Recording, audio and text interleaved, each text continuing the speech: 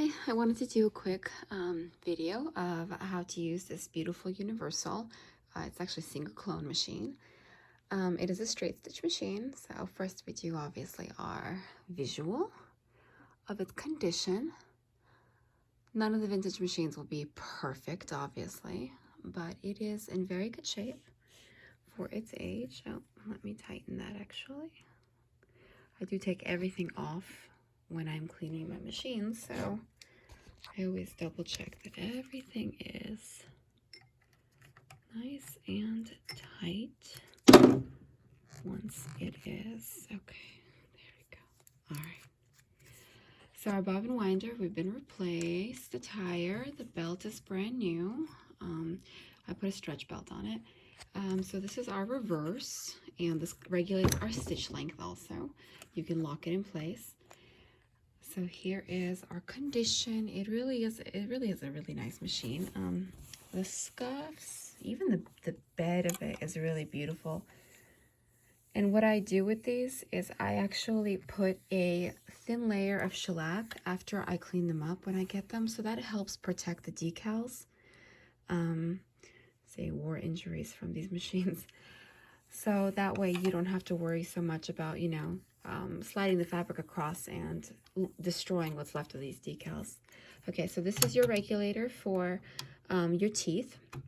So we're at normal currently, but if you're doing something very light, you can use silk. And this is to do your own, what is that called? Freehanding? I don't know, I've never done it. But basically embroidery. So I keep it at norm. This is your foot pressure regulator. It's a pop-up one. So you basically just push as much as you want to pressure your foot. Let me take this off really fast. Up and down. It is. So we have a couple scuffs right here. All right. Let's see the back. Back is really nice shape. And the motor has been serviced. It received brand new brushes, so it's ready to go for the next 10 years. These machines, this is a 1960s, I believe, model, and it's going to last you for another 50 years, if not longer. There's no reason that anything should happen to this machine if you do basic maintenance. And basic maintenance basically includes, this machine has been fully maintained at this point. We take everything apart, we clean it because it's been sitting for many years. If there's any grease, we remove all that, we replace it.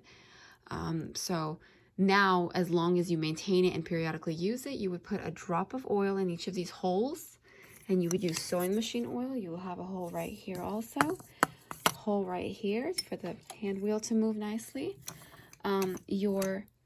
Since your brushes are replaced on your motor, unless you're heavily using this machine, you're not going to need to touch any of that for, I don't know, I didn't touch mine for a decade. So, but I do have multiple machines. So again, as far as the oiling, so we got the top parts. Anything down here that moves, and you'll see that the machine has little tiny holes. You see those? Those holes basically is where you're going to put a little drop of oil. And you're going to use sewing machine oil, of course. Easy peasy. So this is an all metal machine. There is no plastic on it anywhere, so you don't have to worry about breaking a gear or anything like that. I have used these. I have a brother version of this. I have a universal. I have a Morse. So these machines exactly this. Actually, look, there's one right here. These machines come in many different titles, but really it's just a copy of a single clone. They're Japanese made. So anyway, let's do our test run. Oh, here is how where it plugs in. Obviously the light works. So here's our wiring. And the only thing is I did not decide to rewire this. I actually bought the machine like this. But whoever got it did kind of an extension, which I'm going to keep because I checked it. It's very well intact. I rewrapped it. And it gives you extra space to plug in, further away from you. So I feel like I'm just going to keep it as is. I don't see a need to cut that off and put the plug back. Unless you really want me to, just let me know. Okay, so anyway, so there's our pedal. So here we go. Sorry, here we go. So this is our machine, and this is at the longest stitch. So And here's your tension regulator. So I am at number 4. I always set my machines to number 4 anytime I'm sewing something standard. So this is what I'm going to start at, okay? So I'll show you how fast it moves at full speed, okay? This is not a slow machine. So, you know, you got to get your hands out of the way fast. Okay, this is also a very heavy-duty machine as far as domestic goes. These are not industrial machines. I work with industrial machines. They can go through plywood. But this machine will go through leather. This machine will go through canvas. You're not going to get leather this thick, but it's going to work through... you want to fix like a jacket. I actually fixed a motorcycle jacket on one of these clones. It sucked because it's really hard to get it to move through. But other than that, the machine actually can handle it. Okay, so let's do just another test run of a smaller and tighter stitch. Oops. So you can see how that really tightens it up. This is your bobbin winder. So you're going to push that, release that in order to wind a bobbin. So you'll just put that right here and then push this down. And then once it's full, it's going to automatically pop itself up. Okay, so that's that. So we're going to go in reverse right now. And you can also regulate the length in which your reverse moves. Okay, so now I'm going to show you how it can go through thick material. I didn't bring a piece of leather. With all the testing I've done, I'm kind of running out of scraps. All right, so it's going to go through that. I'm going to keep folding this. Okay. All right. So we're at 4 layers. It's just cotton, but you know, 4 layers is 4 layers. All right. So now I have this that I've already sewn through. So you can see how thick that is. So I'm going to just add that right on top. Okay. You see that? No problem. It'll hop right over it. I'm going to go ahead, and there's a pocket here too. This was a scrub. I'm going to go ahead and fold that again. And I will release the pressure just a bit because I want it to be able to, to jump over that. So I don't want it to be like all the way down, but you don't want it to be all the way up, you know? So you got to find an easy medium. So I'll be about in the middle. Okay. So look where we are. We are at, this is how thick of a material we're at. And I am using a thick needle. I specifically put it in, and I will give you a variety of needles also. So you can test out what you really want to do. But there's no issue. See that? It'll go right over it. Sorry, I am trying really hard to do this with one hand in my shed in the freezing cold.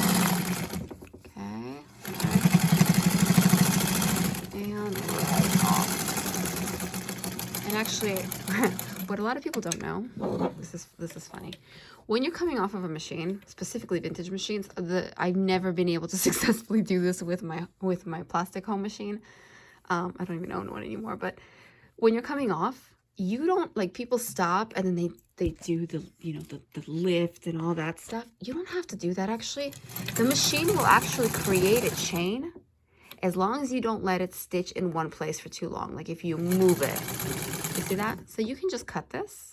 Okay, so this is why I love vintage machines, because essentially they are industrial machines. Like they're designed like industrial machines. My industrial machine is, is this big. You could see videos of some of them, but it's the same thing. It runs on a pulley, which just with a bigger servo motor. So the system is the same, and they really are easier to operate. Okay, so, and then when you start up, again, you don't actually have to, your foot lift is from the back right here. You don't have to lift it up. You can actually stitch right into it. And then we're just gonna come right off. You see that? That is perfect timing, my friend, and that is perfect machine. All right. So the other thing, the last thing I want to show you, in case you get it, you could save this video, okay, of how to thread it. Some of these machines, this particular one, has the tension mechanism on the faceplate. So anyway, so your spool is going to go up here, and then when you want to wind your bobbin, you're going to disconnect this part, and you're going to go from here down here into your little groove right here, right back up. and around your bobbin. And you will get several bobbins, obviously, sorry, to replace it with. Okay, so does that make sense now? Like that. So yeah, you'll have a couple. Anyway, there you go.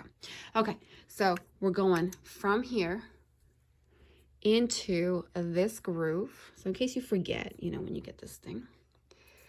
All right, I'm gonna pull this down. Okay. All right. Now we're gonna go between.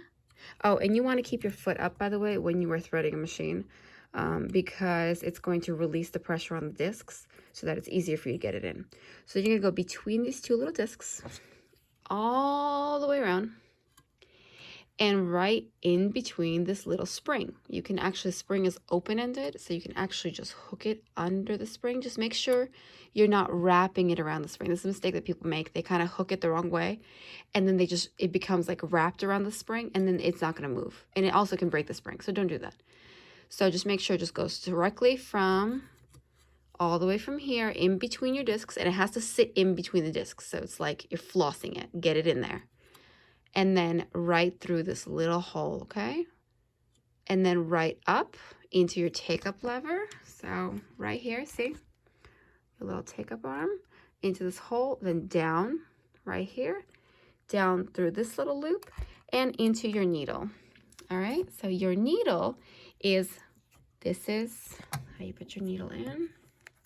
Let me loosen this. Oh, there, my needle fell out. Okay, so these are standard needles. They're go on Kenmore, Singers, all the above. There's a little excess oil on the machine because it just got serviced a few days ago. Okay, so there's a flat side to the needle. There's your flat side.